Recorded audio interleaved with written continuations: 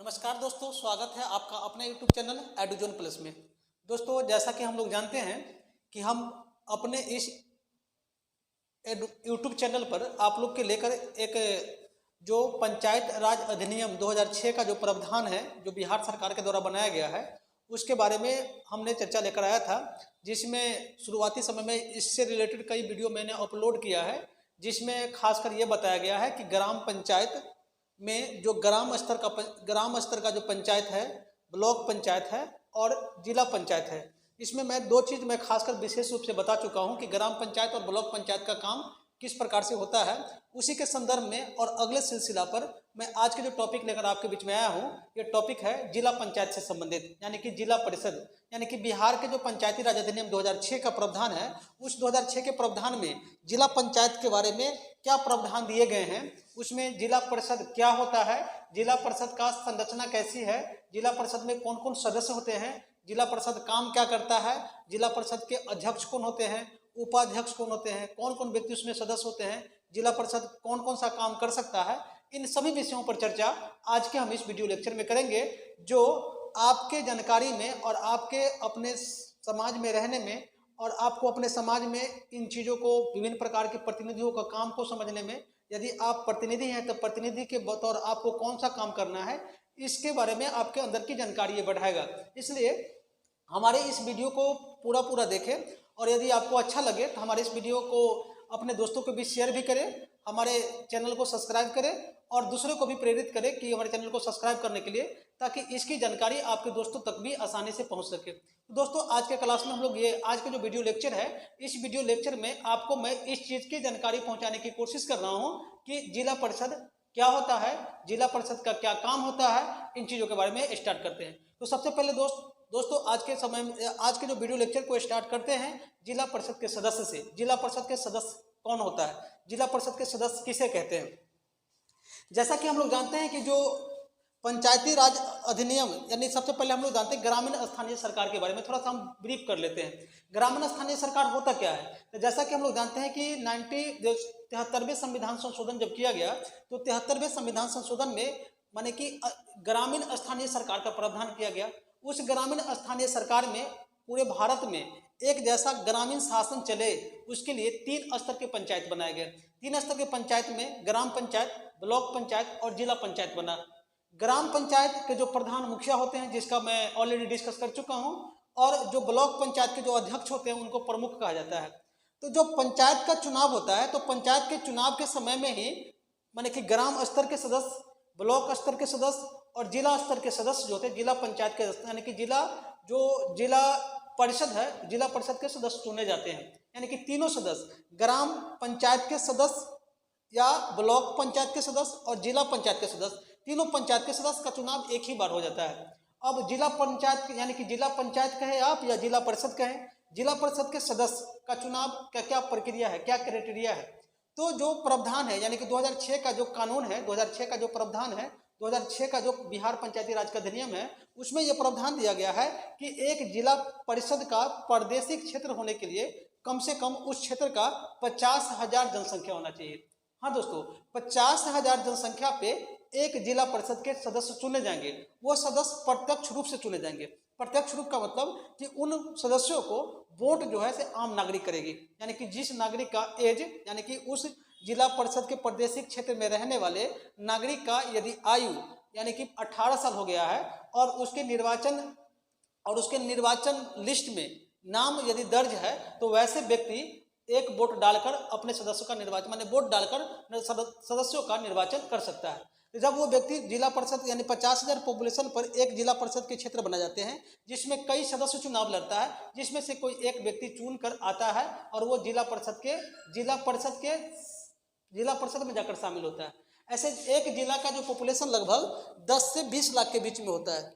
एक जिला का पॉपुलेशन यदि देखें 10 से 20 लाख का बीच में होता है, तो आप इसे आइडिया लगा सकते हैं कि एक जिला परिषद के जो सदस्य जो हैं वो 50,000 पॉपुलेशन पर चुने जाते हैं, यानी कि 50,000 जनसंख्या पर एक जिला परिषद के सदस्य चुने जाएंगे। इसका मतलब ये है कि एक जिला में टोटल पॉपुलेशन में बताया कि 10 से 20 लाख हो सकता है, उससे ज़्यादा भी हो सकता है।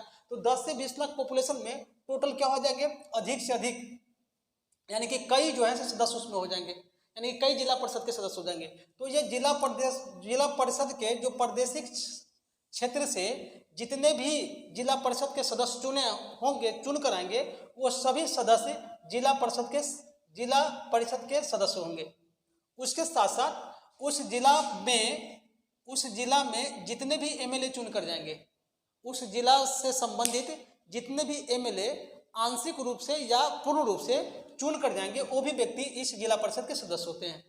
उतना ही नहीं, यदि उस जिला से जितने भी एमएलसी के सदस्य होंगे, उस जिला से जितने भी एमएलसी यानी कि member of legislative council, Bihar में हम लोग जानते हैं कि बिहार की जो सरकार है, बिहार में 2 सदन है, एक विधान परिषद, दूसरा विधानसभा। तो विधान परिषद के जो सदस्य होते हैं उसको एमएलसी कहा जाता है। तो एमएलसी के सदस्य यदि उस जिला से जितने भी चुन कर जाएंगे, वो भी इस जिला परिषद के सदस्य होंगे। उतना ही नहीं दोस्तों, एमपी लोकसभा के जो मेंबर ऑफ पार्लियामेंट होंगे, लोकसभा के जो भी मेंबर ऑफ पार्लियामेंट होंगे, वो भी व्यक्ति जिला परिषद के सदस्य होंगे। और हम लोग जैसा कि जानते हैं कि एमएलए को 3 करोड़ रुपए प्रति साल अपने क्षेत्र में डेवलपमेंट फंड पर खर्च करने के लिए मिलता है, वैसे ही एमएलसी को मिलता है। बल्कि एमपी को अपने local area development member of parliament local area development fund के तहत 5 करोड़ रुपए फंड खर्च करने के लिए मिलता है। वो व्यक्ति जिला परिषद में जाकर भी, या ब्लॉक पंचायत के सदस्य भी होते हैं ये, तो वहाँ भी जाकर अपने फंड को खर्च करते हैं। जितने भी ये सदस्य हैं, ये जिला परिषद के भी सदस्य होते हैं और ब्लॉक पंचायत के भी सदस्य होते हैं। ये लोग अपना कुछ अंश वहाँ भी खर्च करते हैं, कुछ अंश जिला में अपना खर्च करते हैं। उसी प्रकार से यदि मेंबर ऑफ पार्लियामेंट राज्यसभा के हो, यदि व्यक्ति उस जिला परिषद के निर्वाचक के रूप में यदि निर्वाचक के रूप में नामित हैं, तो वैसे व्यक्ति भी ये जिला परिषद के सदस्य होंगे। उसके बाद हम लोग जानते हैं कि एक जिला में कई प्रखंड होते हैं और प्रत्येक प्रखंड के जो अध्यक्ष होते हैं, प्रमुख होते हैं, तो प्रमुख भी जिला परिषद के सदस्य होंगे। अब ये सभी, यानी कि आपको ये याद रखना है कि जिला परिषद के जो निर्वाचित सदस्य हैं, जो एक प्रादेशिक क्षेत्र से चुनकर आए, वो भी सदस्य होंगे, एमएलए होंगे, एमएलसी होंगे, एमपी लोकसभा के होंगे, एमपी राज्यसभा के होंगे और प्रमुख, ये सभी सदस्य होते हैं। अब यहाँ पर बात आती है कि जिला परिषद जब ये लोग सदस्य होते हैं, तो इसमें से ये जो व्यक्ति होते हैं, पंचायत के चुनाव में चुनकर आते हैं, और इन लोग का चुनाव एमएलए का अलग, एमएलसी का अलग, एमपी का अलग, एमपी राज्यसभा का अलग होता है, और प्रमुख भी इसी में से चुनकर आते हैं, जो प्रखंड के अध्यक्ष होते हैं। अब यहाँ पर बात आपको ध्यान रखना है कि जब ये जिला परिषद के सदस्य चुन गए, तो उनकी प्रथम बैठक बुलाई जाती है। वो प्रथम बैठक डीएम साहब बुलाते हैं। जिला के जो डीएम होंगे, डिस्ट्रिक्ट कलेक्टर होंगे, वो डिस्ट्रिक्ट कलेक्टर ये जिला परिषद के एक बैठक बुलाते हैं। जब वो जिला परिषद की बैठक बुलाएंगे, तो उसी में से सभी सदस्यों को बुलाकर उसमें से चुनाव होती है अध्यक्ष का, और उसमें से 2 व्यक्ति की चुनाव होती है, एक अध्यक्ष के रूप में और दूसरा उपाध्यक्ष के रूप में। एक व्यक्ति अध्यक्ष बनते हैं, दूसरा व्यक्ति उपाध्यक्ष बनते हैं। अध्यक्ष यानी कि एक वोटिंग होता है, वो माने सीक्रेट बैलेट के द्वारा, माने कि गुप्त रूप में एक वोटिंग होता है। वो वोटिंग जो है से राज्य चुनाव आयोग के दिशा निर्देश के आधार पर कराया जाता है, और उसी में से एक व्यक्ति को अध्यक्ष के पद पर, दूसरे व्यक्ति को उपाध्यक्ष के पद पर चुना जाता है। जब ये व्यक्ति अध्यक्ष और उपाध्यक्ष चुन जाते हैं, तो इसकी जो जिला परिषद की जो बैठक है, जो जिला परिषद के जो 73वें संविधान संशोधन जो किया गया था, वो 73वें संविधान संशोधन में पंचायत को जितने विषयों पर काम करने के लिए जो दिए गए हैं, उन विषयों पर काम, यानी कि 29 विषय जो दिए गए हैं पंचायत को काम करने के लिए, उन विषयों पर काम करने की, कैसे काम करना है, विभिन्न प्रकार के जो सामाजिक मुद्दे हैं, आर्थिक, जिला से संबंधित आर्थिक मुद्दे हैं, राजनीतिक मुद्दे हैं, सामाजिक समस्याएं हैं, उन समस्याओं पर चर्चा करने के लिए जब जिला परिषद के सदस्यों की बैठक होती है, तो उन बैठक की अध्यक्षता करने का काम ये अध्यक्ष के नहीं रहने पर उपाध्यक्ष करते हैं। यदि दोनों नहीं हो, तो फिर उसी में से किसी एक व्यक्ति को, वो जो जिला परिषद जो है, एक व्यक्ति को अध्यक्षता के लिए टेम्पोररी चुन सकती है, और फिर उसकी अध्यक्षता की जाती है। लेकिन अब जो भी ये काम जिला परिषद के सदस्य करेंगे, उसका लेखा जोखा, यानी कि जो एक लिखित रूप में रिकॉर्ड के रूप में कौन रखेगा, तो रिकॉर्ड के रूप में रखने का काम करते हैं डीडीसी, ये सचिव होते हैं, डिस्ट्रिक्ट डेप्यूटी कमिश्नर कहते हैं, ये वहाँ का सचिव होते हैं, जो इस प्रकार के मुख्य रूप से काम करते हैं। ये मुख्य रूप से आईएएस यूपीएससी के एग्जाम क्वालिफाई करके गए होते हैं, नहीं तो पीसीएस के एग्जाम क्वालिफाई करके ये व्यक्ति गए होते हैं। उसी प्रकार से जिला में जितने भी विभागीय पदाधिकारी हैं, वो सभी विभागीय पदाधिकारी ये जिला परिषद के काम को सही रूप से क्रियान्वयन करने में सहायता प्रदान करते हैं और जिला के विकास में अहम भूमिका निभाते हैं। उसके बाद जो जिला परिषद के जो सदस्य चुने जाएंगे, यानी जिला परिषद का जो गठन होगा, वो जिला परिषद का गठन मुख्य रूप से 5 साल का होता है।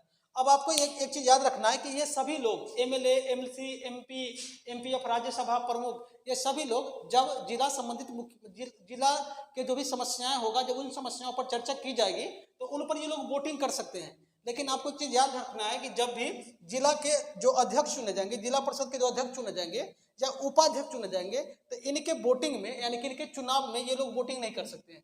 ये लोग केवल विभिन्न प्रकार की योजना को लागू करना हो तो विभिन्न प्रकार की योजनाओं को लागू करने में ही केवल वोटिंग कर सकते हैं, वहां पर वोटिंग होती है। लेकिन जब अध्यक्ष का चुनाव हो या उपाध्यक्ष का चुनाव हो या अध्यक्ष को पद से हटाने की बात कही जाए उसके लिए वोटिंग करना हो या उपाध्यक्ष को हटाने की वोटिंग करना हो, तो वैसे परिस्थिति में ये सभी लोग एमएलए हो या एमएलसी हो या एमपी ऑफ राज्यसभा हो प्रमुख हो, ये लोग वोट नहीं डाल सकते हैं। ये इनके प्रावधान दिए गए हैं। अब बात होती है कि 5 साल का इनका कार्यकाल होता है। 5 साल के कार्यकाल पूरा माने किया जा सकता है, बीच में इसको माने कि सरकार अपना दिशा निर्देश के आधार पर इसको विघटित कर सकती है। वैसी समस्या राज्य सरकार के हाथ में, वैसा पावर जो है से राज्य सरकार के हाथ में दिया गया है। अब बैठक माने कि जो जिला परिषद का जो बैठक होगा, जो विभिन्न प्रकार के मुद्दों, विभिन्न प्रकार के जो समस्याओं पर जो चर्चा करने की जो बैठक होगा, उसमें यह प्रावधान दिया गया है कि जिला परिषद के 2 बैठक के बीच में, जिला परिषद के 2 बैठक के बीच में कम से कम 3 माह से अधिक का समय नहीं होना चाहिए। यानी कि 3 माह से कम समय में भी जिला परिषद की बैठक बुलाई जा सकती है और बैठक बुलाकर जो जिला से संबंधित विभिन्न प्रकार की समस्याएं हैं उन समस्याओं पर चर्चा की जा सकती है और जिला की समस्याओं को माने कि जो भी समस्याएं हैं उनको निवारण करने के लिए जो जिला के विभिन्न प्रकार के जो पदाधिकारी होते हैं, विभिन्न प्रकार के जो विभागीय पदाधिकारी होते हैं, उनसे संपर्क करके जिलाओं की समस्या का समाधान करना और उनको दिशा निर्देश देने का पावर और कार्य ये मुख्य रूप से जिला परिषद को होता है। अब सबसे पहले एक चीज और समझना है कि मान लीजिए जिला परिषद के यदि पहले हम बात करते हैं कि अध्यक्ष या उपाध्यक्ष को, इसको यदि मान लीजिए कि मन किया कि अब नहीं रहना है पद पर, चाहे कोई व्यक्ति जिला परिषद या उपाध्यक्ष, जिला परिषद के जो अध्यक्ष है या उपाध्यक्ष है वो सही रूप से काम नहीं कर रहा है और उसको पद से हटाना चाहता है, तो क्या करना चाहिए? तो जिला परिषद, यदि कोई व्यक्ति मान लीजिए कि जिला परिषद के अध्यक्ष बन गया और उसको लगता है कि हमें अब अध्यक्ष के पद पर नहीं रहना चाहिए किसी कारण से, तो वैसे व्यक्ति यदि अध्यक्ष है तो अपना त्यागपत्र डीएम साहब को दे सकता है और डीएम साहब उसके त्यागपत्र को यदि 7 दिन के अंदर में वो फिर से वापस नहीं लेता है तो वो व्यक्ति को पद से हटना पड़ेगा। दूसरा होता है उपाध्यक्ष। उपाध्यक्ष अपना त्यागपत्र अध्यक्ष को देगा। यदि अध्यक्ष मौजूद नहीं है तो वैसी स्थिति में वो डीएम साहब को अपना त्यागपत्र दे सकता है। तीसरा होता है कि यदि कोई भी व्यक्ति जिला परिषद के सदस्य नहीं रह पाता है किसी कारण से, या जिला परिषद के सदस्य के लिए वो अपना त्यागपत्र दे देता है, या जिला परिषद के सदस्य किसी कारण से वो नहीं रह पाता है, जैसे मैं बताया कि पंचायत के चुनाव में जिला परिषद का चुनाव होता है, जिला परिषद के सदस्य का चुनाव होता है, यदि वो जिला परिषद के सदस्य नहीं रहेगा तो वैसी स्थिति में वो अध्यक्ष या उपाध्यक्ष के पद पर उसको ऑटोमेटिकली हटना पड़ता है। तीसरी बात है कि यदि अविश्वास लाकर भी जिला परिषद के अध्यक्ष को या उपाध्यक्ष को हटाया जा सकता है। मान लीजिए कि यदि जिला परिषद के अध्यक्ष या उपाध्यक्ष को अविश्वास प्रस्ताव के माध्यम से हम हटाना चाहते हैं तो वैसे परिस्थिति में जिला परिषद के जितने भी सदस्य हैं, निर्वाचित सदस्य, उसके 20% लोग यदि सिग्नेचर करके उसका प्रस्ताव जो है डीएम के पास देंगे। डीएम क्या करेंगे कि एक बैठक बुलाएंगे। डीएम साहब एक बैठक बुलाते हैं 15 दिन के अंदर में, जिसमें सभी सदस्य शामिल होते हैं। उसकी अध्यक्षता डीएम साहब खुद करते हैं। यदि अध्यक्ष नहीं, डीएम साहब अध्यक्षता नहीं, डीएम साहब वहाँ पर बैठे होते हैं।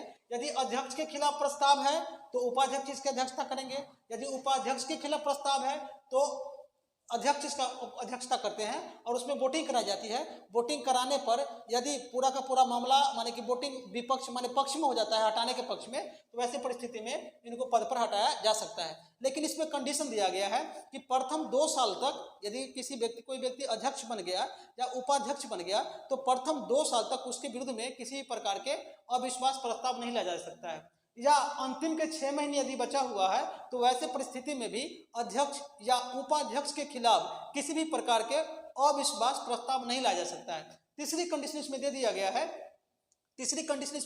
गया है कि यदि कोई भी माने कि व्यक्ति एक बार माने कि अध्यक्ष या उपाध्यक्ष के खिलाफ अविश्वास प्रस्ताव लाता है और अविश्वास प्रस्ताव उस समय में वो कंप्लीट माने कि अविश्वास प्रस्ताव में जो वोटिंग होता है उसको फुलफिल नहीं कर पाता है, यानी कि वो वोटिंग पूरा नहीं कर पाता है, तो वैसे परिस्थिति में फिर 1 साल तक फिर अध्यक्ष या उपाध्यक्ष के विरुद्ध में अविश्वास नहीं लाया जा सकता। ये बात आपको ध्यान रखना होगा।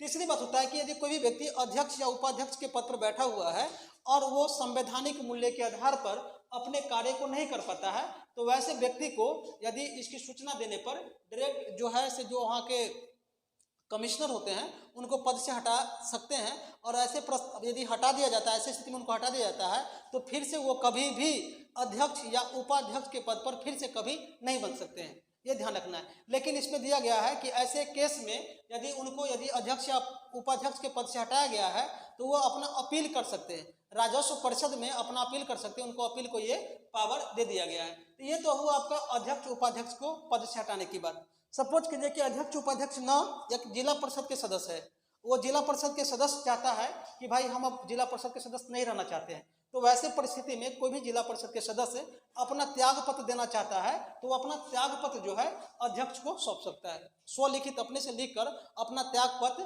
किसको देगा, अध्यक्ष को देगा। लेकिन ये याद रखना है आपको कि जिला परिषद के सदस्य को हटाने के लिए कोई प्रावधान नहीं दिया गया है। अब हम लोग बात करते हैं कि जिला परिषद की बैठक की बात हमने कर लिया, अध्यक्ष उपाध्यक्ष की बात कर लिया। अब ये जो विभिन्न प्रकार के, देखिए जिस प्रकार से मैं बताया था आपको कि पंचायत समिति में विभिन्न प्रकार के मंत्रालय होता है, समितियां होती है पंचायत में, ग्राम पंचायत में, उसी प्रकार से जिला परिषद को भी अलग अलग समितियां होती है। जैसे हम लोग कह सकते हैं कार्यकारिणी समिति होती है, या जो माने कि ये जो वीकर सेक्शन ऑफ सोसाइटी के लिए समिति होता है, यानी कि जो समाज के कमजोर वर्ग के उत्थान के लिए समितियां होती है, उत्पाद समितियां होती है, उसके बाद शिक्षा समिति होती है, पब्लिक स्वास्थ्य समिति होती है। ये सब विभिन्न प्रकार के अलग अलग मंत्रालय होते हैं, इसके अलग अलग अध्यक्ष चुने जाते हैं। और वो विभिन्न प्रकार के जो माने कि स्वास्थ्य से संबंधित अध्यक्ष होगा तो जिला भर में स्वास्थ्य संबंधित कार्य को करवाएगा। यदि मान लीजिए यदि कोई व्यक्ति शिक्षा समिति का सदस्य है तो वह शिक्षा संबंधी जो भी इशू होगा उनको काम करवाएगा। ऐसे भी जिला जो परिषद जो होता है जो भी विभिन्न प्रकार के जो प्रावधानों या विभिन्न प्रकार की योजनाओं पर जो चर्चा करती है, उन योजनाओं को कोई भी जिला परिषद के सदस्य जो है अपने क्षेत्रों में उसको माने कि लागू करवा सकते हैं और इस प्रकार से वो काम कर सकता है। अब बात करते हैं कि ये जिला परिषद का फंड कहाँ से मिलता है, उसका खाता क्या होता है। तो जिला परिषद को जो पैसे जो मिलते हैं ना, जिला परिषद के पैसे कई जगह से मिलते हैं। एक तो राज्य सरकार के जो वित्त आयोग है वो माने कि जिला परिषद को और पंचायत में ब्लॉक पंचायत को या ग्राम पंचायत को अलग अलग फंड निर्धारित करती है, वहाँ से पैसा मिलता है। फिर केंद्र सरकार की तरफ से पैसा मिलता है। विभिन्न प्रकार के यदि वर्ल्ड बैंक भी पंचायत के डेवलपमेंट बैंक के लिए बने कहीं से भी अंशदान आ सकता है। मेंबर ऑफ पार्लियामेंट जो है सदस्य, उनका फंड वहाँ पर जाता है। राज्यसभा के मेंबर जो पार्लियामेंट के मेंबर्स हैं उनका फंड जाता है। जो एमएलए के फंड है वहाँ उसका फंड जाता है। और भी फंड जो भी पंचायत समिति के जितने भी प्रॉपर्टीज है जो पंचायत समिति के फंडों द्वारा बनाया गया है, उस पर लगने वाला कर से जो वसूली होती है वो वसूली का पैसा भी पंचायत समिति के फंड में जाता है और उस प्रकार से उनके फंड तैयार होते हैं और उस प्रकार से पंचायत समिति के लोग माने पंचायत समिति जो है जिला परिषद जो है जिला परिषद काम करती है। यानी कि जिला परिषद जो है कई जगह से पैसा देती है। जैसा मैं बताया आपको कि उनका पैसा राज्य सरकार से भी आता है, केंद्र सरकार से भी आता है, एमएलए के द्वारा भी आता है। एमएलए के जो 3 करोड़ रुपये मिलते हैं वो भी फंड उसमें कुछ अंशदान के रूप में जाता है। उसके बाद एमएलसी का फंड जाता है। फिर MP of member of parliament जो लोकसभा का उनका फंड जाता है, राज्यसभा का फंड जाता है। तो इस प्रकार से उनके पास काफ़ी पैसे आते हैं। उतना ही नहीं, उनके फंड द्वारा जो भी प्रॉपर्टी क्रिएट किए जाते हैं तो उन पर जो भी टैक्स लगता है वो भी पैसा जिला परिषद के समय में समक्ष आता है। अब सबसे पहली बात है कि जिला परिषद करेगा कौन सा काम।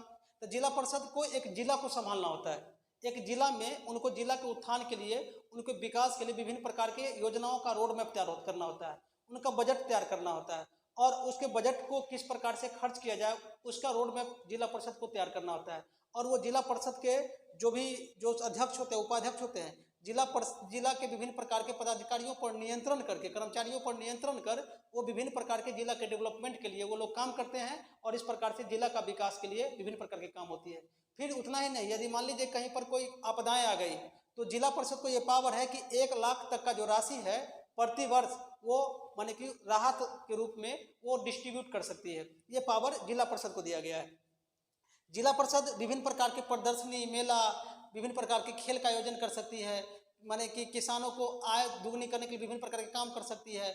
गरीबों को उत्थान के लिए विभिन्न प्रकार की योजनाएं बना सकती है, उस पर काम कर सकती है, उसके लिए जागरूकता फैला सकती है। यानी कि जिला के विकास से संबंधित जितने भी काम हैं, जिला के विकास से संबंधित कृषि है, पशुपालन है, मत्स्य पालन है, बगानी है, स्ट्रीट लाइट है, सड़क निर्माण है, शिक्षा का विस्तार है, महिलाओं को स्वरोजगार की बात करें, महिलाओं को माने कि दहेज प्रथा को खत्म करने की बात करें, कम दहेज में शादी व्यवस्थाओं को बढ़ाने की बात करें, ये सभी मुद्दों पर जिला परिषद के सदस्य जिला परिषद काम करती है। और इस पर किस प्रकार से सामाजिक व्यवस्था दुरुस्त हो, समाज में एक न्याय की व्यवस्था बने, इन सभी मुद्दे पर जिला परिषद काम करती है। और इस प्रकार से जिला परिषद को विभिन्न प्रकार के काम करने की शक्ति इस माध्यम से प्रदान किए गए हैं। तो आपको याद रखना है दोस्तों कि जिला परिषद इस प्रकार की समितियां होती है और ये सभी लोग मिलकर ये विभिन्न प्रकार के, ये जिला परिषद का मतलब ये सभी लोग मिलकर विभिन्न प्रकार की योजना पर चर्चा करते हैं और इनके माध्यम से जो जिला के विकास के लिए नीति निर्माण किए जाते हैं और उसका क्रियान्वयन जिला अधिकारी के साथ साथ जितने भी जिला के पदाधिकारी हैं उनके द्वारा किया जाता है। तो हमें आशा है कि आपको ये वीडियो बहुत अच्छा जरूर लगा होगा, इसलिए आप हमारे वीडियो को देखें, अच्छा लगे तो अपने दोस्तों के साथ शेयर भी करें। और यदि जिला माने कि पंचायती राज अधिनियम 2006 से संबंधित किसी भी प्रकार के आप जानकारी यदि चाहते हैं तो हमारे कमेंट बॉक्स में कमेंट कर सकते हैं। उसके रिगार्डिंग मैं आपको जो भी प्रश्न होंगे उस प्रश्नों का उत्तर देने का कोशिश करूंगा। जय हिंद, जय भारत।